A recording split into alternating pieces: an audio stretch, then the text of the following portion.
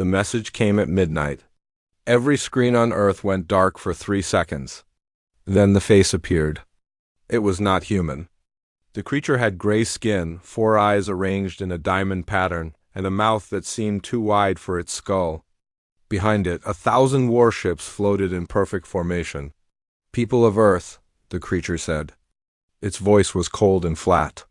"I am Overlord Veth of the Torak Dominion. Your planet now belongs to us. You have 1 rotation of your world to surrender. If you do not, we will burn your cities to ash. We will boil your oceans. We will leave nothing but dust." The transmission ended. Across the world, people screamed. They cried. They held their children close. For 300 years, humanity had known they were not alone in the universe. For 300 years, they had watched the Torak Dominion conquer world after world. And now, it was their turn. In a bunker deep beneath the mountains of Korea, General Jin-ho watched the message with no expression on his face. Around him, officers shouted into phones. Alarms rang through the corridors. But Jin-ho simply turned off his screen and picked up a cup of tea. "Sir," his aide said, voice shaking. "What do we do?" Jin-ho took a slow sip. "We do what we have prepared to do for 80 years. 3 hours later, Admiral Tae Sung-ho stood on the bridge of the UENS Resolve.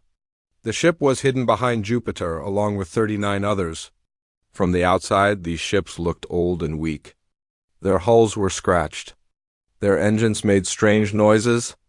Any alien scanning them would see outdated technology and laugh, but Admiral Tae knew the truth. He had known it for 20 years. These ships carried weapons that the galaxy had never seen. Weapons that broke every rule of physics that aliens believed in. Weapons that humanity had kept secret since the day they first made contact with other species. "Status report," Tae said calmly. Captain Una Park stepped forward. She was young for her rank, only 34 years old. But her eyes were sharp and her voice never wavered. "All 40 ships report ready, Admiral. Railgun systems charged. Crew standing by? Good." Tae looked out at the stars. Somewhere beyond his sight, 2,000 Dominion warships were gathering. 2,000 against 40. The numbers seemed impossible, but Tae had run the simulations 100 times. He knew what those 40 ships could do. Down in the weapons bay, Engineer Dae-Kyu ran his hands along the barrel of the main railgun. The weapon was beautiful in its simplicity. 2 magnetic rails, each 100 meters long. Between them sat a projectile made of tungsten alloy, dense as a dying star and shaped like a teardrop. When the weapon fired, it would accelerate that projectile to 8% of the speed of light. No flash. No beam. No warning. Just pure, unstoppable kinetic force. A young technician walked up beside him. "Sir, will it really work?" "The aliens have shields that stop plasma, lasers, everything." Dae-Kyu smiled.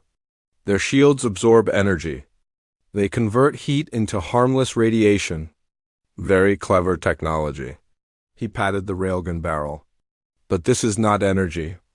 This is mass. This is speed. When something hits you at 24,000 kilometers per second, shields mean nothing. It is like trying to stop a bullet with a net made of light." The technician swallowed hard. "How much damage can it do?" "1 shot from this weapon releases more energy than a nuclear bomb. Our target will not explode. It will simply stop existing." On the Dominion flagship, Commander Ren stood before a holographic map of the Sol system. He was tall for his species, and his 4 eyes gleamed with contempt. "The humans have sent a diplomatic vessel," he reported to Overlord Veth. "They wish to discuss surrender terms." Veth made a sound that might have been laughter. How predictable. These primitive creatures always beg in the end. Let them come. Let them kneel before us. It will make good entertainment for the fleet. Should we scan their system for hidden defenses? Why bother? Veth waved a clawed hand dismissively. Our intelligence reports are clear. Humans have plasma weapons 3 generations behind our own. Their ships are slow and fragile. Their largest fleet is 40 vessels, currently hiding behind their gas giant like frightened children. Ren nodded, but something nagged at him. A memory of a briefing from years ago. Overlord, there were rumors once about a human weapon that used magnetic acceleration. Some kind of projectile system? Veth snorted. Fairy tales? Our scientists proved long ago that such weapons are impractical at combat scales. The power requirements alone would drain a star. Humans lack the technology to even attempt such a thing. Of course, Overlord. Forgive my foolishness. In the communications center of the Resolve, Lieutenant Hannah Wu sat with headphones pressed to her ears. She was monitoring Dominion channels, listening to their chatter. Most of it was boring military protocol, but sometimes she caught conversations between officers. Tonight she caught something that made her blood run cold. Heard the Overlord wants to make an example of Earth, complete extinction. Not even slaves. Good, humans are ugly anyway. Too few eyes. Too much hair. I heard they taste terrible too. Stringy meat. Laughter filled the channel. Hannah pulled off her headphones, her hands trembling with rage. She saved the recording and sent it directly to Admiral Tay. 10 minutes later, her console beeped. A message from the Admiral. Just 3 words, let them laugh. Hannah read it twice. Then she put her headphones back on and she smiled. It was not a kind smile. It was the smile of someone who knew a secret. A terrible, beautiful secret. The Dominion had no idea what was coming. They saw Earth as prey. They saw humans as insects to be crushed. They had never once considered that they might be wrong. In 48 hours. They would learn the truth, and by then it would be far too late. The diplomatic station floated in neutral space, far from any star. It was called Harmony's Edge, a place where enemies could meet without weapons. The walls were white and smooth, designed to calm aggressive species. Soft music played through hidden speakers. Everything about the station said peace, but there was no peace today, Ambassador. Laura watched the human delegation walk through the main corridor. She was Cylon, a species known for staying neutral in all conflicts. Her skin was pale blue, and her single large eye could see emotions that other species could not. Right now, she saw something strange in the humans. They were not afraid. This puzzled her. Every species that faced the Dominion showed fear. Even the proud warriors of the Kef Empire had trembled when Veth's fleet arrived at their homeworld. But these humans walked with straight backs and calm faces. One of them, a young woman named Bora Han, was actually smiling. Laura moved closer to the human group. You seem relaxed, she said quietly. Do you not understand what you face? The Dominion has destroyed 40 civilizations. They have never lost a war. Bora's smile did not fade. We understand perfectly, Ambassador. Then why are you not afraid? The young woman looked at Laura with strange eyes. They were dark and deep, like pools of still water. Fear is useful when you have no options. We have options. Before Laura could ask more, Commander Ren entered the chamber. His guards flanked him, each one carrying weapons that could kill everyone in the room in seconds. He walked to the center of the floor and looked down at the humans with open disgust. Kneel, he commanded. The human delegation did not move. Ren's 4 eyes narrowed. I said kneel. You are surrendering to the Dominion. You will show proper respect. The lead diplomat, an older man with gray hair, spoke calmly. We are here to discuss terms. Not to. Ren moved fast. His hand shot out and grabbed the man by the throat, lifting him off the ground. You will kneel, or I will snap his neck and find someone more cooperative. Slowly, one by one, the humans knelt. Bora was the last. As her knees touched the floor, she looked up at Ren. Her smile had not changed at all. Ren felt a chill run through him. Something about that smile was wrong. It was the smile of someone watching a trap close around their enemy. He shook off the feeling. Impossible. Humans were weak. Everyone knew this. Far away, behind the massive bulk of Jupiter, Admiral Tay watched the diplomatic feed on his screen. His jaw was tight, but his voice remained steady. Hold position. We wait for the fleet to enter the kill zone. Captain Yuna stood beside him. Her fists were clenched at her sides. Sir, they are humiliating our people. I know. Tay's eyes never left the screen. And every insult, every cruelty will be repaid. But not yet. Patience wins wars, Captain. The Dominion is arrogant. They will come to us. In the engine room, DQ briefed his team one final time. Around him, young engineers listened with wide eyes. Most of them had never seen real combat.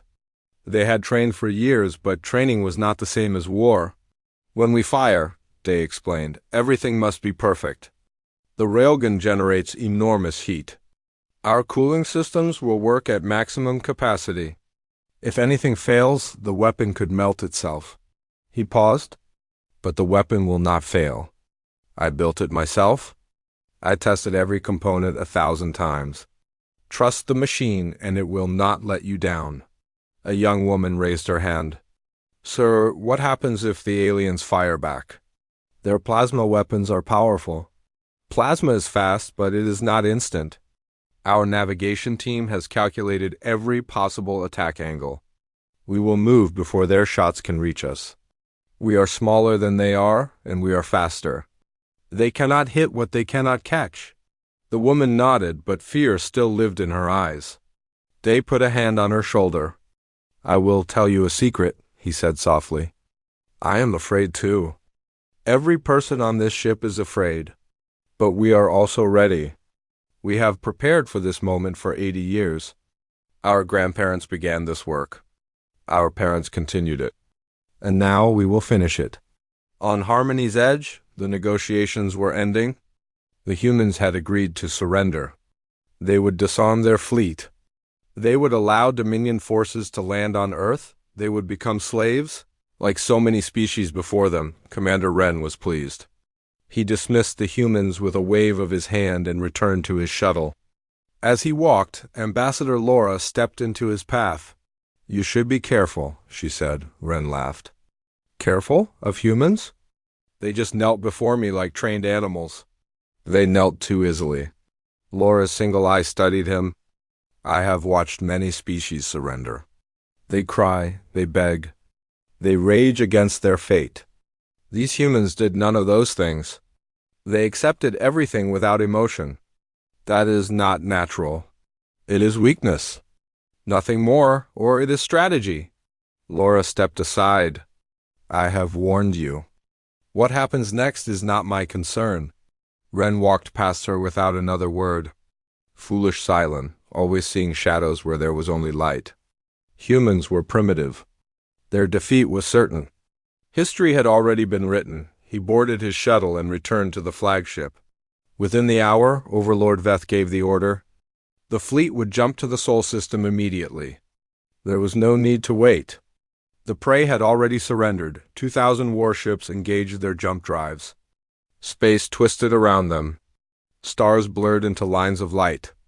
And then they were gone. Behind Jupiter, Admiral Tay received the alert. The Dominion fleet had entered the system. They were heading toward Earth, moving in perfect formation. Beautiful, confident, completely unaware of what waited for them. Tay stood from his chair and addressed his crew. All hands, this is the Admiral. The enemy has arrived. They believe they come to collect slaves. They believe we are weak and broken. They are wrong. He paused, letting his words sink in. Today we teach them the truth about humanity. We do not kneel. We do not surrender.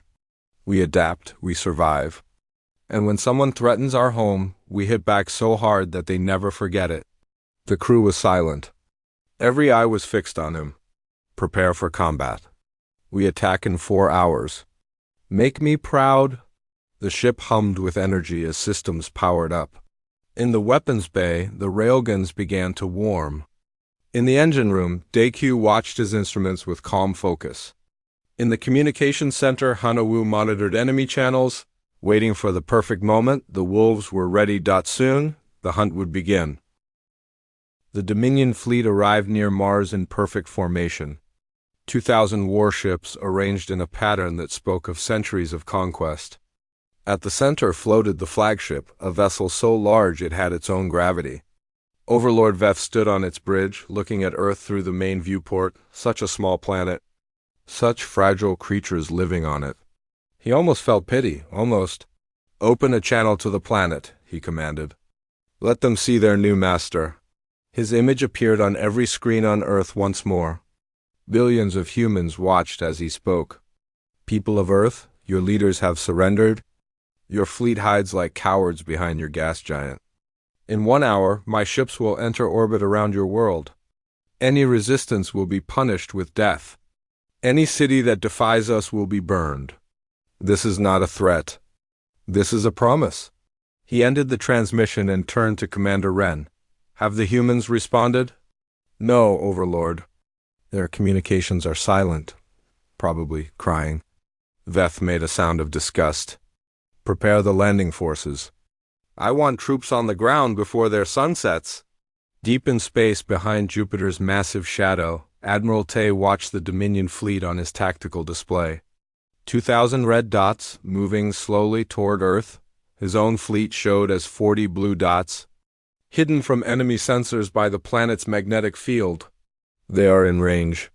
"Admiral," Captain Una reported. Tay nodded slowly. His heart was beating fast, but his face showed nothing. "Signal all ships. Prepare to engage." Across 40 vessels, crews moved to battle stations. Engineers locked themselves in weapon bays.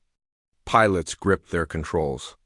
Prayers were whispered in a dozen languages. In the weapons bay of the Resolve, DayQ stood before the main railgun. The weapon was ready. Power levels were perfect. The tungsten projectile sat between the magnetic rails, waiting to be born into violence. "First target locked," his assistant reported. "The Dominion flagship." Day smiled grimly. "A fitting first victim." On the bridge, Tay took a deep breath. This was the moment. 80 years of secrecy. 80 years of preparation.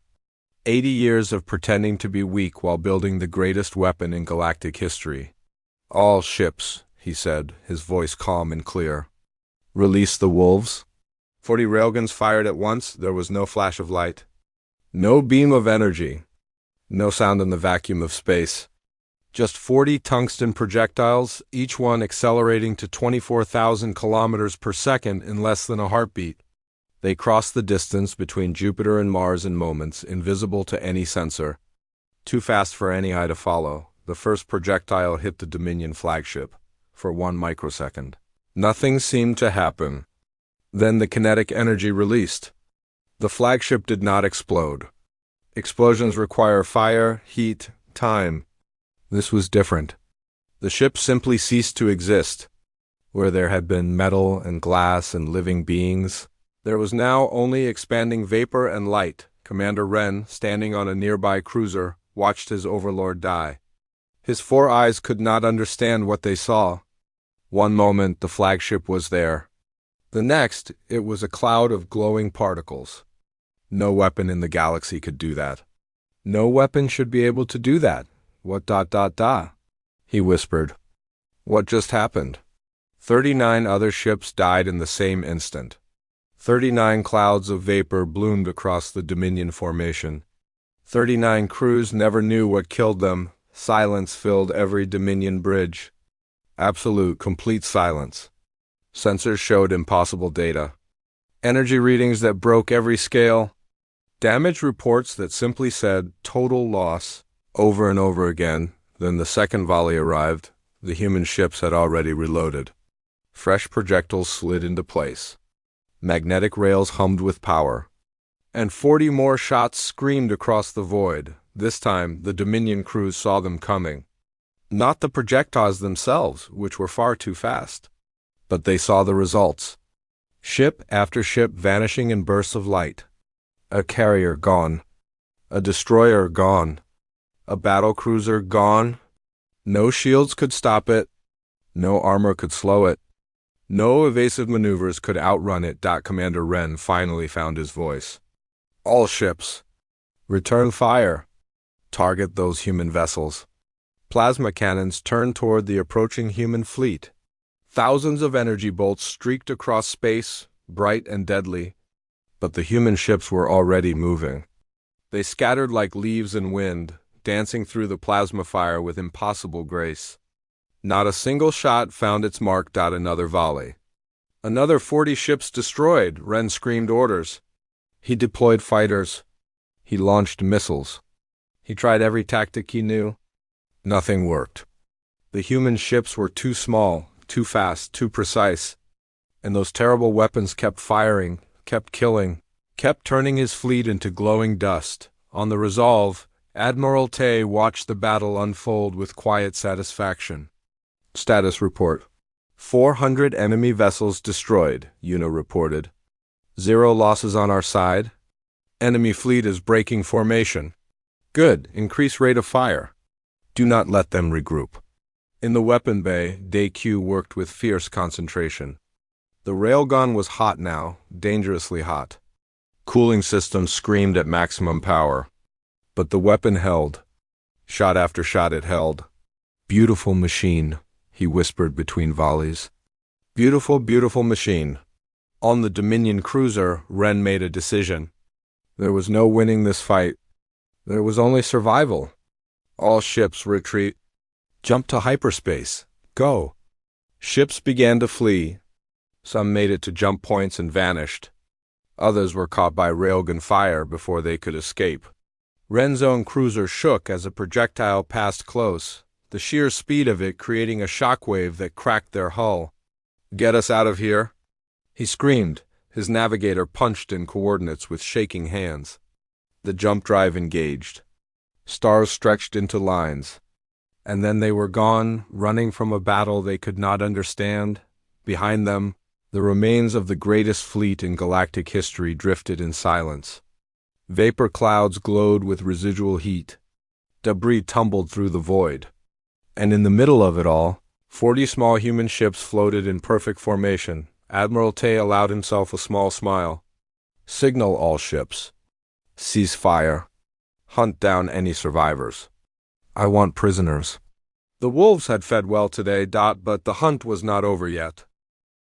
Commander Ren's cruiser dropped out of hyperspace near the edge of the system. Warning alarms filled the bridge. The hull was cracked. 3 decks had lost pressure.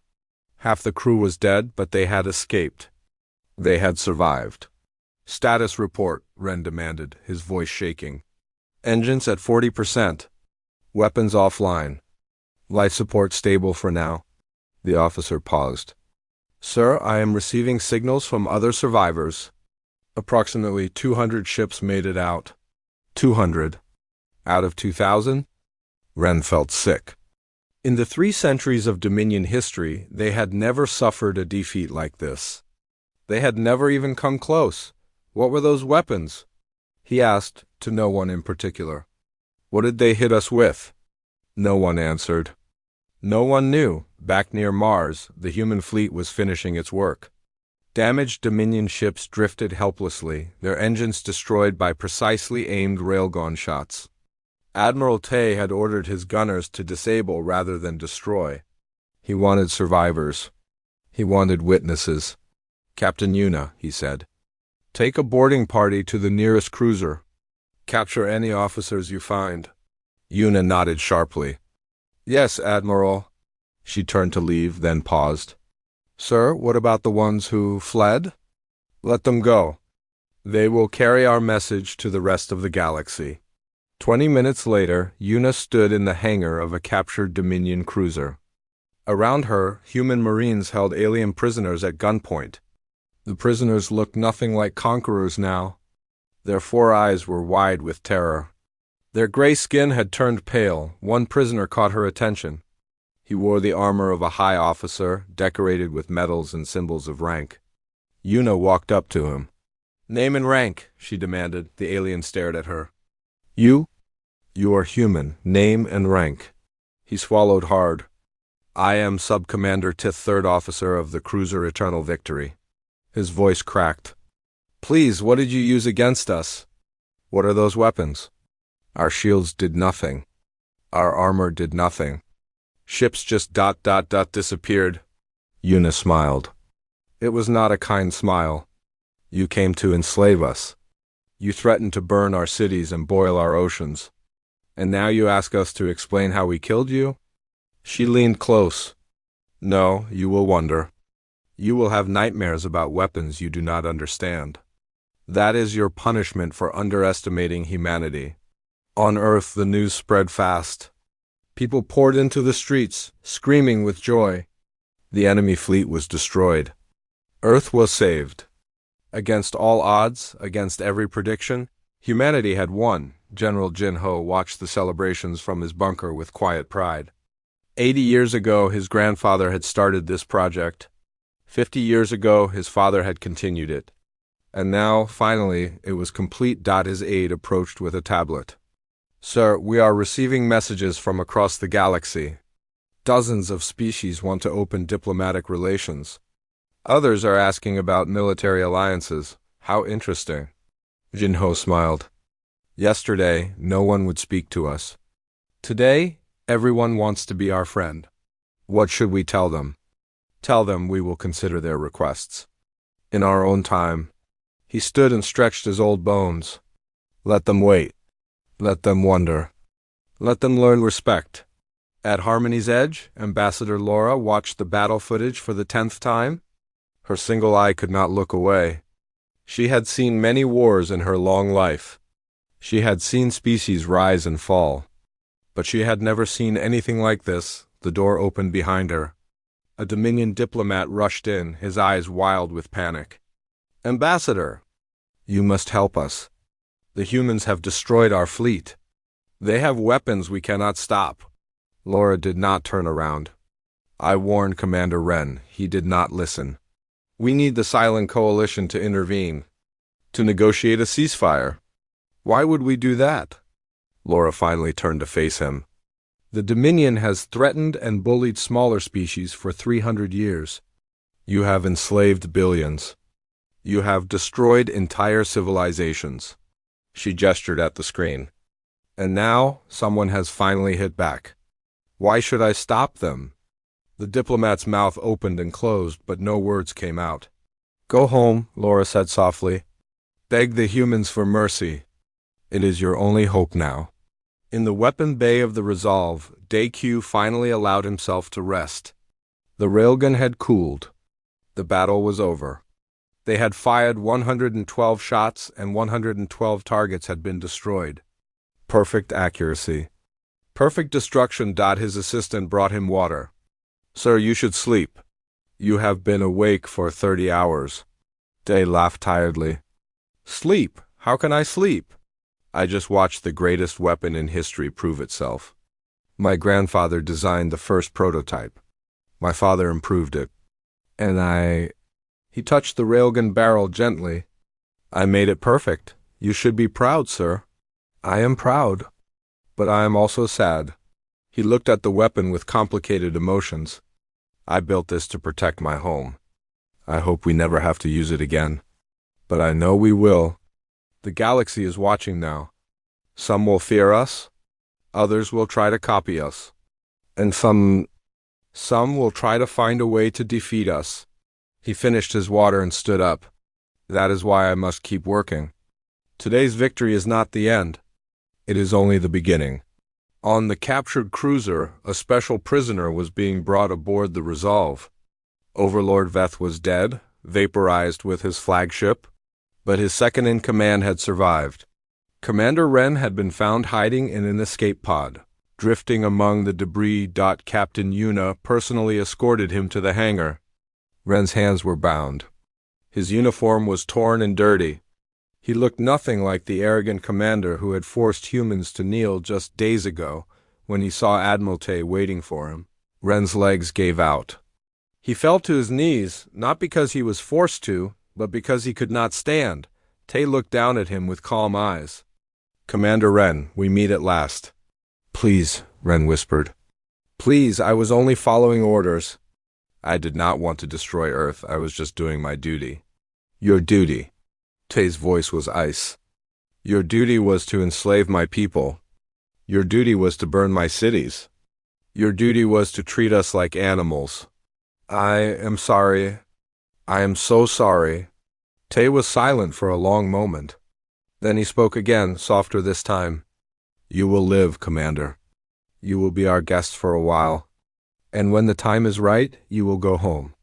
You will tell your leaders what you saw here. You will tell them that Earth is not prey. You will tell them that humans are not weak. He leaned down until his face was close to Ren's. And you will tell them this: if anyone threatens our home again, what happened today will look like mercy. Ren nodded frantically. Tears streaming from his 4 eyes, Tay straightened and turned away. Take him to the brig. Make sure he is comfortable. He has a long journey ahead of him. As guards led Ren away, Yuna stepped up beside the Admiral. Do you think they will listen? Tay watched the stars through the viewport. Somewhere out there, 200 Dominion ships were running home with tales of horror. Somewhere out there, a galaxy was learning that humanity was not what they had believed. They will listen, he said. They have no choice. 1 month had passed since the Battle of Sol across the galaxy. Everything had changed. The Torak Dominion was falling apart. News of their defeat spread like fire through dry grass. Slave worlds rose up in rebellion. Allied species withdrew their support. The empire that had ruled the Orion Arm for 3 centuries was crumbling, and everyone knew it. On Earth, life slowly returned to normal. Children went back to school. Workers returned to their jobs. The panic of those dark days faded into memory. But something had changed in the way humans carried themselves. They walked taller now. They spoke with more confidence. They had faced the greatest threat in their history. And they had won. General Jinho stood before the United Earth Assembly, addressing leaders from every nation. His voice was strong despite his age. We have proven that humanity will not be conquered. We have shown the galaxy our strength. But let me be clear about what comes next. He paused, letting the silence build. We will not become conquerors ourselves. We did not build our weapons to enslave others. We built them to protect our home. The Dominion offered us a choice between slavery and death. We chose neither. We chose to fight. And now we choose peace. The assembly erupted in applause. Some delegates wept with relief. Others shouted with pride. Jinho waited for quiet before continuing. However, peace does not mean weakness. Our weapons will remain secret. Our fleet will remain ready. If anyone threatens Earth again, they will learn the same lesson the Dominion learned. We are not prey. We have never been prey. And we will never be prey. Far from Earth, in a quiet coastal city in Korea, Admiral Tae Sung-ho walked along a beach. He had retired from active duty 3 days ago. His work was done. Younger officers would lead the fleet now. The waves rolled gently against the sand. Seagulls called overhead. It was peaceful here, simple. After a lifetime of preparing for war, Tae found he enjoyed simple things. His phone buzzed.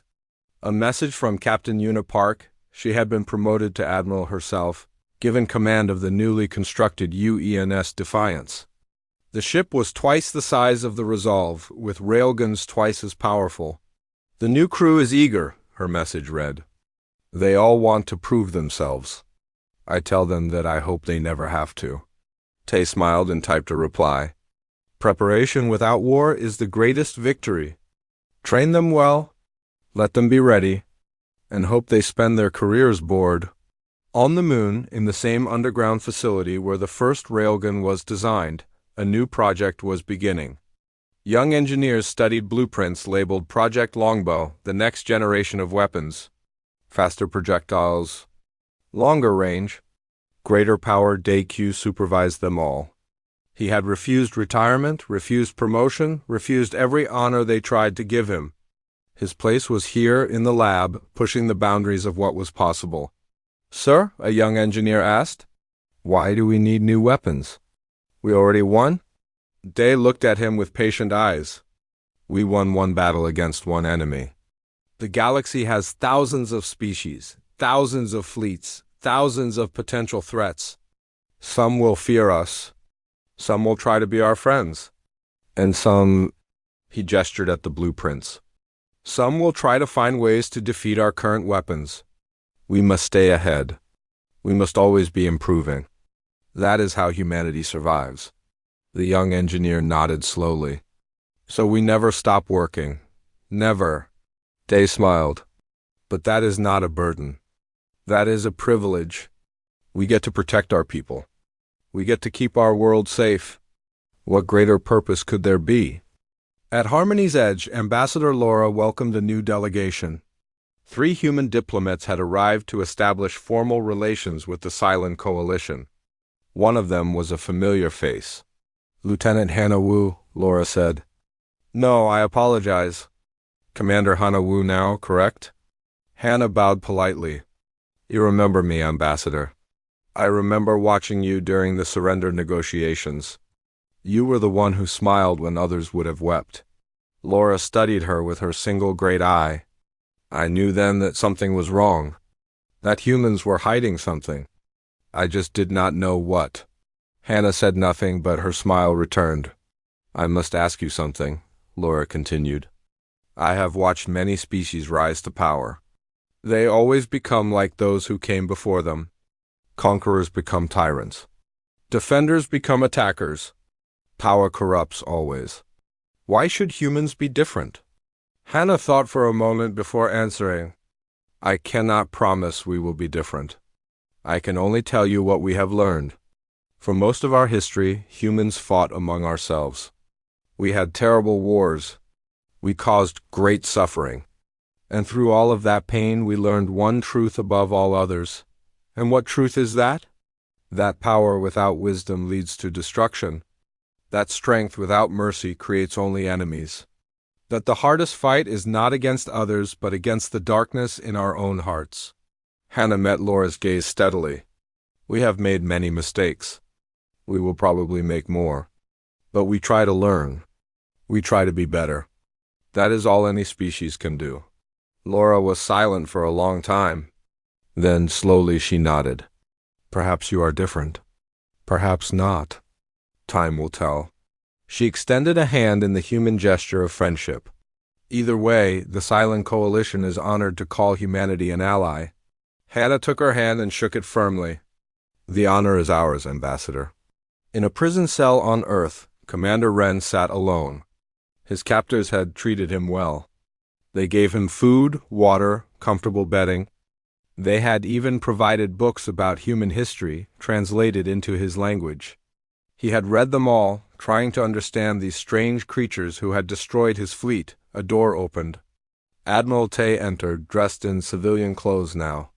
He carried a small package. Commander Ren, tomorrow you will be released.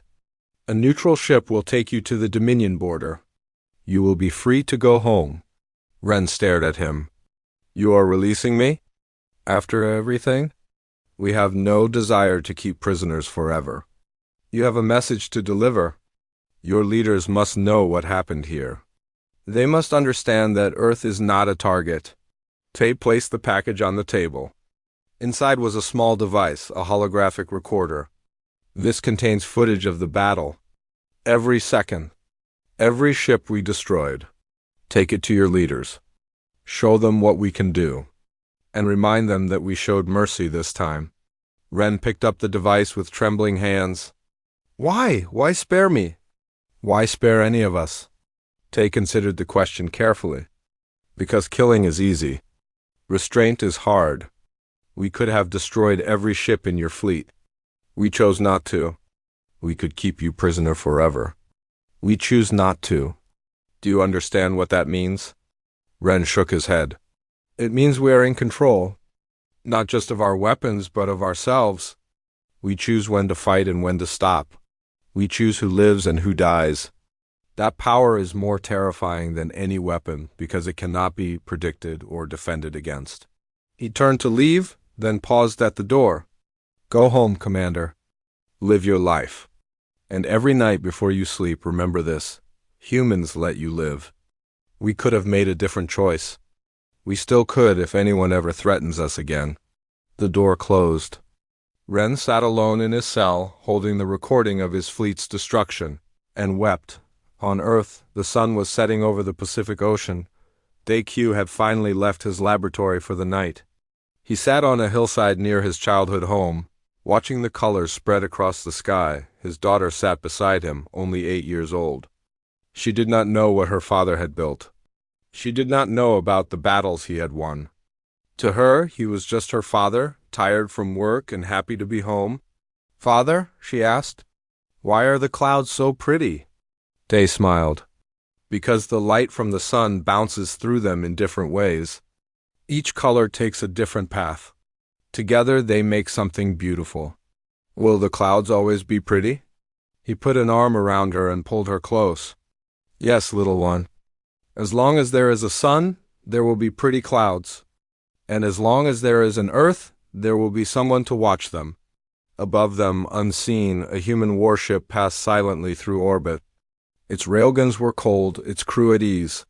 The ship was one of 50 now, with more being built every month. Humanity's hidden fist.